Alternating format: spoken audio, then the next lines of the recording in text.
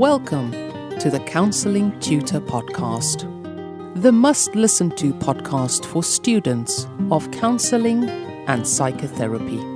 Here are your hosts, Rory Lees-Oakes and Ken Kelly. Hello and welcome to the Counselling Tutor Podcast with me, Rory Lees-Oakes. And with me, as always, is my fellow traveller in everything therapeutic, Mr. Ken Kelly. How are you doing, Ken? Very well. How are you today, Rory? I am half asleep because it's dark at Counselling Towers. It is. It's midwinter as we make this recording here in the UK, and we have very limited light midwinter. It kind of gets light at about just after 9 in the morning, and by 3:30 in the afternoon, it's dark again. So yeah, lots of darkness. But we're going to bring some light to the day in episode 98, Counselling Tutor Podcast. What can you expect? Well, we're going to be kicking off with, can a counsellor be too nice? Oh, exciting topic. Practice matters today. Rory is going to be covering appropriate use of questions as a skill. Give us a bit of a flavour, Rory. Yes. Well, I've recently delivered a lecture in the Counselling Study Resource on the appropriate use of questions. And if you're wondering what the Counselling Study Resource is, well, hold on to your hats because Ken will explain that as we go along. But questioning is one of the fundamental skills that we use as counsellors. And if we get that wrong, it can cause all sorts of difficulties. So I'm going to be talking about some of the pitfalls in questioning and touching on just a few things that I talked about in that hour-long lecture. Looking forward to that one. And we'll be ending episode 98 today by understanding your attachment style. Having a look at that. So important for us to understand what our attachment style is. It's not just about us seeing attachment styles in others. If we know our own, well, there's a lot of insight there, and it kind of informs how we know ourselves and how we are in the therapy room. But kicking us off, starter for 10. Can a counsellor be too nice, Rory? Well, one of the criticisms of person-centered therapy was delivered by a man called Jeffrey Masson in a book called Against Therapy. And what he talks about was a person-centered therapy was being a cult of kindly benevolence. and Interesting words. Yes, and the fact that the stereotypical view of person-centered therapists is that they're smiley, usually women, usually middle class, usually wearing a Laura Ashley dress, although mine doesn't fit me anymore, and are kindly people who kind of just smile and nod nicely to the clients. And of course, this isn't the case. Sometimes as therapists, we need to hold a mirror up and reflect back how a client's behaviour is impacting on them. So the answer is, can a therapist be too nice? And I think the answer to that is yes, they can, because they may very well collude with the client's behaviour. And that isn't a good thing because, part of being a therapist is to be able to kind of stand strong and help the client see where their behaviour or the way they are, it may be giving them difficulties. Wholly different, I think, from being judgmental. You're reflecting back. I'll give you an example. What about if a client is saying, well, I'm drinking a lot. What would you do? Would you say, oh, that's okay, that's fine, you carry on drinking, it's quite legal, you can buy it in the supermarket? Or may you reflect back at some point how, if the client says, but I get terrible hangovers and I can't go into work and it's causing difficulties in my marriage, would you then reflect back and say, it seems like, your drinking is causing you real difficulties? That's what I'm hearing from you. That's the kind of challenge and not being colluding that I'm talking about. I think definition of the word collusion is to be in cahoots with or in agreement with the client, no matter what it is that they're bringing. And I think you're right, Rory. I think there is a danger, and I think there potentially are therapists that are too nice, that are fear to tread in the area of challenge. And the interesting thing for me is, and you mentioned person-centered, and I love the word you used, and specifically the one cult. I like the cult word, Rory. Person-centered that you put in there. And person-centered is often considered to be a nodding, smiling, oh, is that how you feel type of approach. But for me, it couldn't be further from the truth. We're called on to exercise congruence. And Rogers says that the therapeutic relationship falls if congruence from the part of the therapist is not there, which means we have to be 100% true, transparent within that relationship. And colluding is not being true and transparent.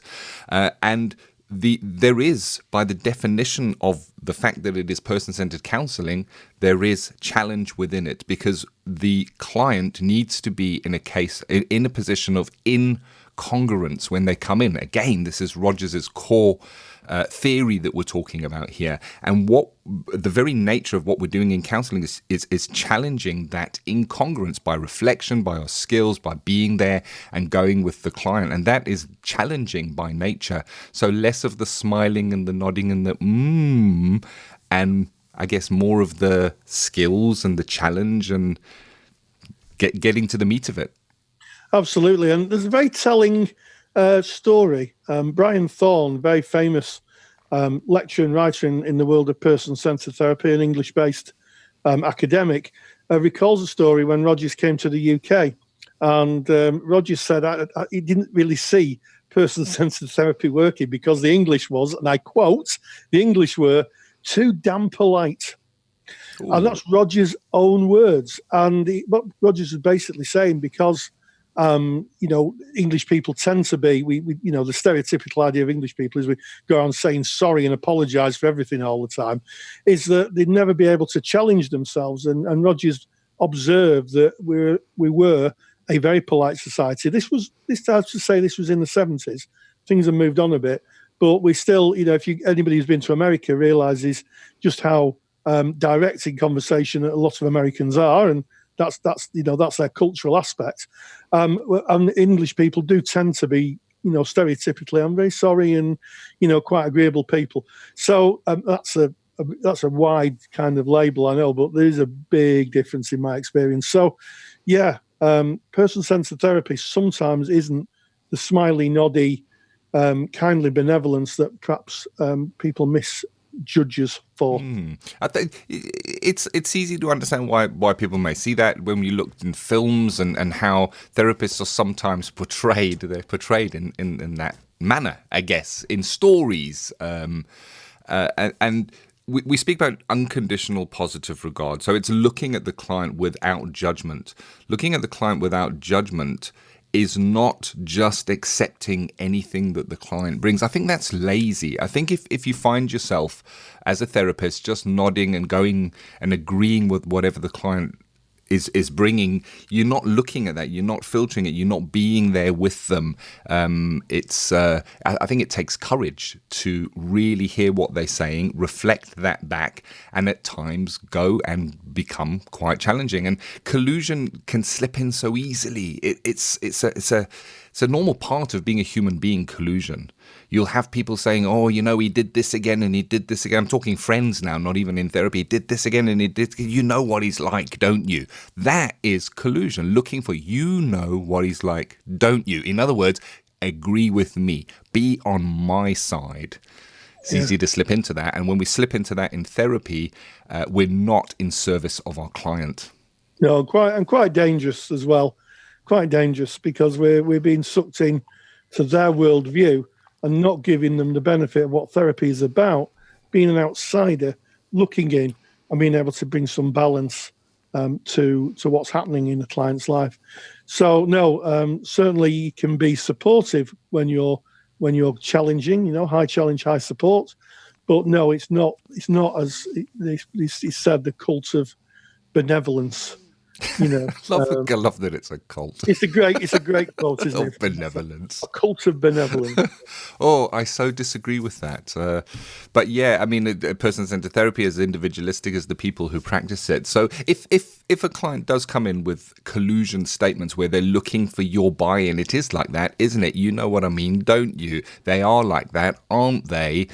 We have the opportunity to kind of just reflect back what they're saying. So in the therapeutic example I used with friendship, where someone will say, oh, he's done this and this and this again. You know what he's like, don't you? You could say, so you say you know what he's like. Explain what that is for you. And you're getting the client, or in this case, just the friend, to accept and own their own thoughts as their own thoughts, as opposed to a universal truth. They're all like that, aren't they? Yeah, and one of the favourites that I've used through the years is, I guess you're here in therapy looking at what you're wanting to discuss and wanting to change. I wonder what your partner's doing. Is your partner looking at his behaviour? And that is usually quite an interesting challenge, because it kind of really gives the sense that person's looking at making changes and the other person isn't. Because you cannot change other people. That's the subtext to it. You can change how you react, but you can't change other people. They have to do that work for themselves. So true, so true. And such a difficult reality to find that. Life would be wonderful if everybody would just change and do as I wish them all to do, and life would be as I want it to be. I would have no problems at all. No. I expect a few other people might, though. Yes, indeed. So there you go. Can a therapist be too nice? Moving on to practice matters with appropriate use of questions, Rory. Yes, I'm going to talk about questions, how to use questions, and I'm going to be talking about one of the most contentious questions that comes up in counselling training, and that is the use of the question why. And I'm going to tell you about why we tend to avoid using the question why. But why? Well, we're going to find out why just after this short message. Take the stress out of your counselling studies and get the support of Rory and I by joining us in the Counselling Study Resource. See how Counselling Study Resource can help you. Visit counsellingtutor.com. That's counsellingtutor.com. Through the years, I've trained hundreds of students in the art of using appropriate questioning in a therapeutic setting. The first thing I would reflect is that unlike having a conversation with a friend or a family member, a therapeutic dialogue consists of a joint exploration at the client's pace for their benefit. When speaking with friends and family, we sometimes use questioning to quench our curiosity or to explore issues which are essential to us. In therapy, especially person-centred therapy, we ask questions only to clarify our understanding so we can get closer to the client's worldview, or in some cases, to make sure we fully understand what the client meant. One trap that students fall into is using the why question. This route of inquiry can give the impression of having to justify one's actions. The tone of the question may also appear judgmental. And here are some other observations. Use open questions. These are designed to encourage a full, meaningful answer using the client's knowledge or feelings. They are the opposite of closed questions, which promotes a short or single-word answer. They also put the client in control of how much or how little they wish to say. An example of an open question are, where would you like to begin? What does selfish mean to you? How would you feel about that? What feelings are you aware of now? Closed questions also have their place if you're trying to obtain factual information. For example, can I contact you on this phone number? Or would you like to make another appointment? Sometimes, if clients are very distressed, you could ask, are you all right? To try and gain some sense of how they are and what you need to do to help them. Finally, if you are thinking of asking a question, it is sometimes useful to ask yourself, who is this question for? Myself or the client? Thank you as always, Rory. One of my favourite subjects, the use of questions. I like that you've called it the use of appropriate questions.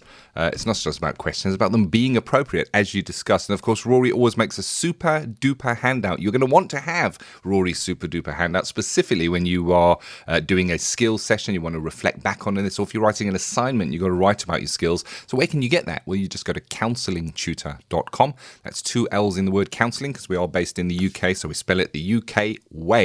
Counsellingtutor.com, top menu bar, find the podcast tab, go to the podcast, make your way to episode 98. All the show notes and links from today's episodes are there, and you'll be able to download Rory's super duper handout on appropriate use of questions from within that page. However, if you're a member of our counselling study resource, which is the paid for part of Counselling Tutor, Well, that handout has already been added to your handouts vault. You can just log in and it is there waiting for you. So moving away from practice into understanding yourself and understanding your attachment style, Rory. Absolutely. And this question came up in our Facebook group. And if you're unsure what our Facebook group is, if you go to Facebook, type in Counselling Tutor with the 2 L's, it's essential. You'll find our closed group. You click that button, we'll let you in. We'll welcome you, warmly welcome you, and you'll meet over 21,000 like-minded people in our lovely group who talk about all things counselling. We've got lots of students, got some tutors, we've got some qualified practitioners, and it's a real meeting place for people to discuss theory and personal development. We don't discuss client work, but anything but that, and lots of people really enjoy that, and I pop in the group and Ken pops in occasionally. And this question came up. Is knowing your attachment style important? And my take on that is yes. So just to remind us what attachment is, it's really how comfortable we feel with other people. So it was a man called John Bowlby who did some research just after the Second World War, and he came up with this idea that children bond with caregivers. If you see little kids running after their mums and their dads, that's a form of attachment. And through the years, people have done some research and come up with different attachment styles. And it's really important to understand what your attachment style is, because what can happen in the therapy room is that if you're working with a client who's got a certain attachment style, it could trigger yours. So I'll do a bit of self-declaration here. My attachment style is avoidant dismissive. My base one is I tend to be a bit avoidant dismissive. I'm a little. I kind of can withdraw quickly, and through the years I've looked at that within my own therapy, and I've worked on that. And I'm in a position now where it's I'm okay and you're okay. So that's the thing. I'm okay and you're okay. But what can happen is under great times of stress, I sometimes regress back to my attachment style. That isn't unusual because our base attachment style is how we are. So we have to be very thoughtful of that in the therapy room because clients can trigger us.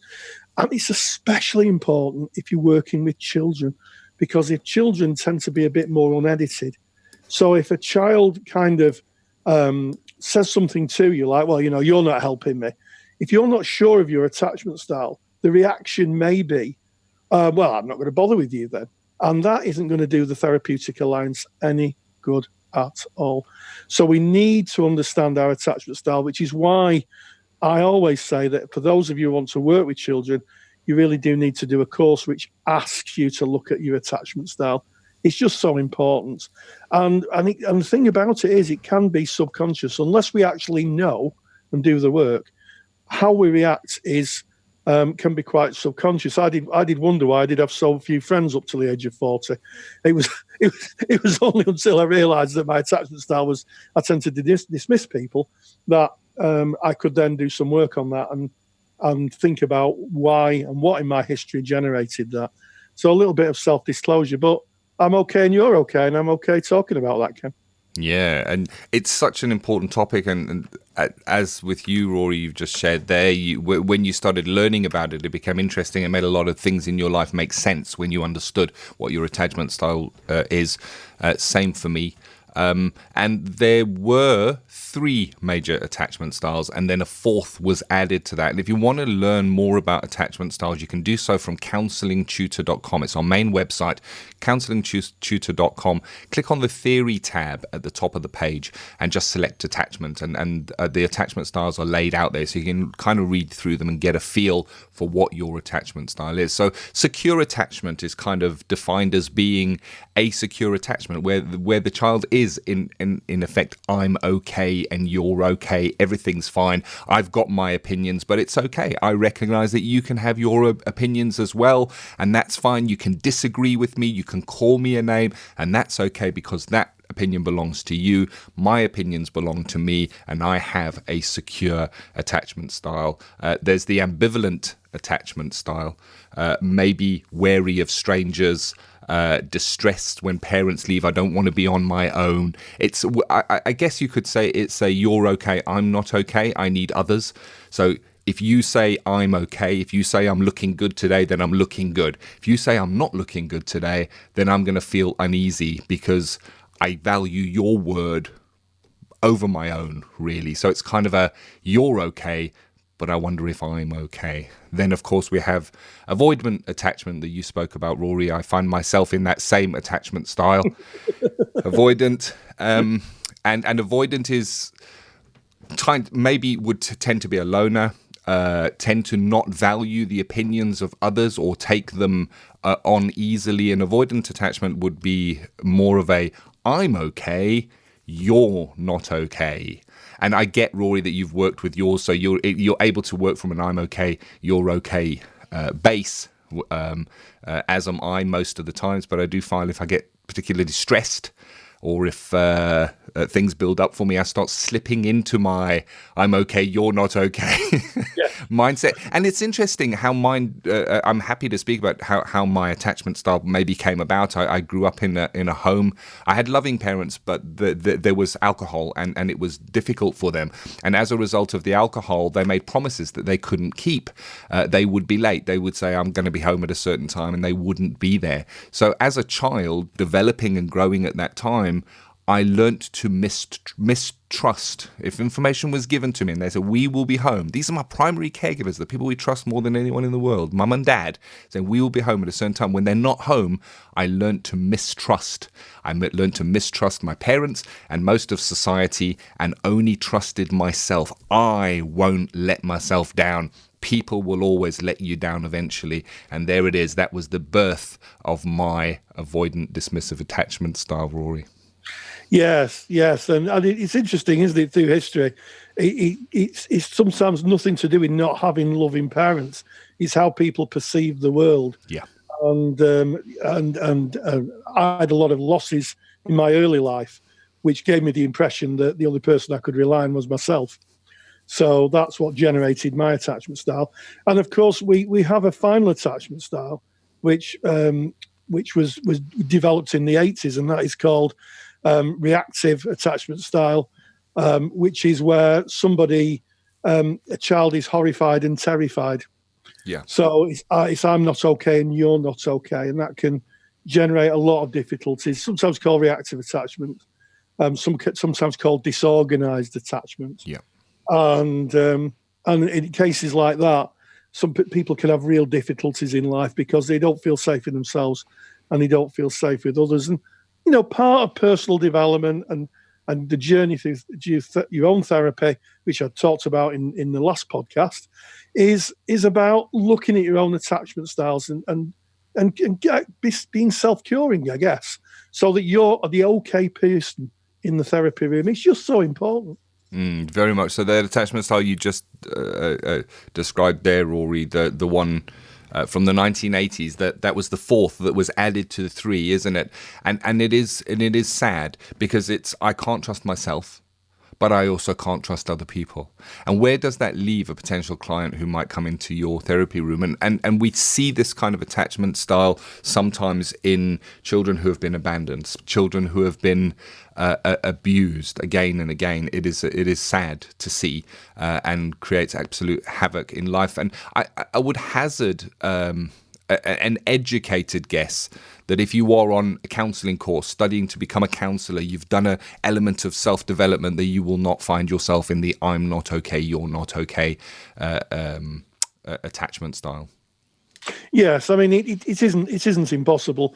I did actually meet someone a few years ago. I was doing a guest lecture who's and I mentioned this. I said it's very unusual to find someone with disorganized attachment as a therapist because they're usually in a lot of difficulties. And the person sat in front of me said, "I've got that attachment style." Wow! And that was great learning for me because we had a really interesting discussion. But what came out of that was the hard work that person had done, Kev.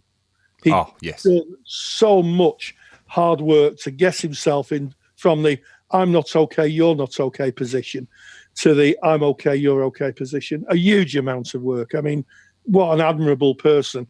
And I think one of the things he acknowledged was under times of stress, he went back to that attachment style. And the reactive side, sometimes it's called reactive because children build up so much anger because of this back and forward of not being loved and maybe having to look after the parents. But the only way they can express it is to react, and that's usually in violent outbursts. which is why it's sometimes called reactive attachment style. It's a kind of add-on to disorganized attachment. Yeah. So but yeah, I thought to myself, well, there we go. Maybe I won't say that if I'm ever asked again, which I haven't. Not to say that people who have a disorganized attachment can't be therapists. I'll predicate that with, he did a huge amount of work. He told me the work he'd done, and it wasn't just a few weeks, it was years. Yeah, it's interesting. I think we're called upon as therapists, as psychotherapists, to go and study attachment theory, to have a look and see what our attachment theory is. And the theory kind of states that your attachment style is your attachment style, and it's not rewritable. You can't go from an I'm okay, you're not okay attachment style and change it over time to become an I'm okay, you're okay. It remains your attachment style, but you can work within that. You can develop strategies, ways of thinking to work with that, so you can work from an I'm okay, you're okay base most of the time. But as you said, Rory, it takes work. I find with myself, my own attachment, I look at it. It's interesting. There's probably not a day that goes by where I don't go, yeah, I know why I'm feeling that. It is my attachment style, and I'm almost battling it on a daily basis. And it's not maybe battling it. It's recognizing it and seeing for what it is. What is it that Roger says? It is only when I truly accept myself for how I am do I have any ability to change. Yes, absolutely. What a wonderful quote. And what I say to myself on a reasonably regular basis is, Rory, you're 60, not 6. So what's happened in the past is long gone. You're in a completely different place. Just as a little touchstone to remind me that I'm not in the history. I'm not stuck in transference. I found that very useful. It's been a great episode today, hasn't it? We started off with being, can you be too nice as a counsellor? We discussed that and we came to some interesting conclusions. I've talked about use of questions, and indeed I've touched on the dreaded why question. And then finally we've talked about attachment and attachment styles. So it's been fantastic. I've really enjoyed this episode. And as always, stay grounded and stay safe. Take the stress out of your counselling studies and get the support of Rory and I by joining us in the Counselling Study Resource. Counselling Study Resource, or CSR for short, is the world's most comprehensive assignment guidance and study support resource for students just like you of counselling and psychotherapy. See how Counselling Study Resource can help you. Visit counsellingtutor.com. That's counsellingtutor.com. Thank you for listening to the Counselling Tutor Podcast. Find the show notes for this episode on our website at www.counsellingtutor.com.